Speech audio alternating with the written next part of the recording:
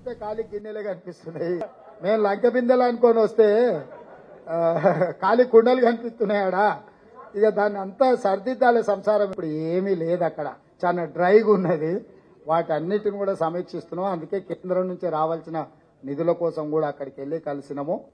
ఈ పరిస్థితిలో నుంచి మనం తేరుకొని అన్ని విషయాలు పరిగణలోకి తీసుకుంటాం. ఎక్కడెక్కడైతే రాబడులు ఉన్నాయో వాటన్నిటిని కూడా తెచ్చుకుంటాం. భేషజాలకు వెళ్లాల్సిన పని లేదు. కేంద్ర ప్రభుత్వం నుంచి మనకు రావాల్సిన నిధులు ఏమన్నా ఉంటే వాటిని తెచ్చుకుంటాం. అన్ని రకాలుగా సమీక్షించుకొని ముందుకు వెళ్ళడం జరుగుతుంది.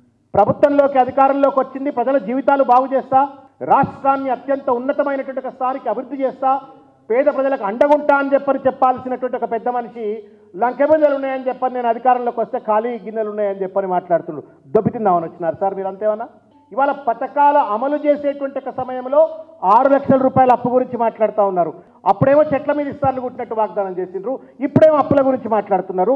అప్లికేషన్ల పేరు మీద కాలయాపన చేస్తారా అని చెప్పని అనుమానం కలుగుతుంది. దయచేసి నివృత్తి చేసి ఒక క్లియర్ కట్ టైం షెడ్యూల్ను అనౌన్స్ చేయాలా అని చెప్పని ముఖ్యమంత్రి గారిని నేను విజ్ఞప్తి చేస్తా ఉన్నాను. ప్రభుత్వ ఖజానానే లంక బిందె అంటే అందులో బంగారాలు, గొలుసులు లేకపోతే ఇంకేదో ఉండదు.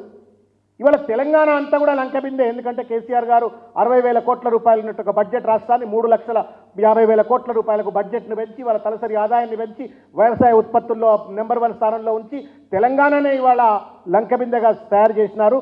దాన్ని మీరు ఎక్కడ గండి కొట్టే ప్రయత్నం చేస్తారో లేదా దోచుకు తినే ప్రయత్నం చేస్తారో అనే ఒక భయం కలుగుతూ ఉంది మీ మాటలు చూస్తూ ఉంటే.